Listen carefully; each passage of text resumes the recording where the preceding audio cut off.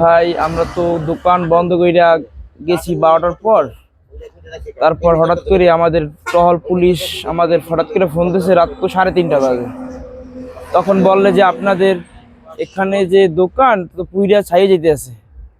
তখন আমরা হঠাৎ করে আতঙ্ক হইয়া উঠা দৌড়ে এসে দেখি যে আমাদের দোকানের পাশে পাশে দোকানে আগুন জ্বলতেছে। তখন আগুন জ্বলতে তখন দোকান যখন পুরা শেষ, তখন দেখি আমাদের দোকানও গোডাউনে আগুন লাগছে। আমাদের যে মূল গোডাউন, তার আগের দিনকে প্রায় 6 লাখ টাকার মাল ঢুকাইছি। তারও আমাদের আগের অনেক মালামাল টুকটাক ছিল, প্লাস 10 থেকে 12 লাখ টাকার মাল পুরা সরকা হয়ে গেছে। ফোন দেওয়া হয়েছে, টল পুলিশ দিয়েছে, কিন্তু দিলেও ফায়ার সার্ভিস আসতে আমাদের প্রায় 1 থেকে 10-15 মিনিট সময় লাগেছে। ওইটা আমাদের ডিপ ফ্রিজ।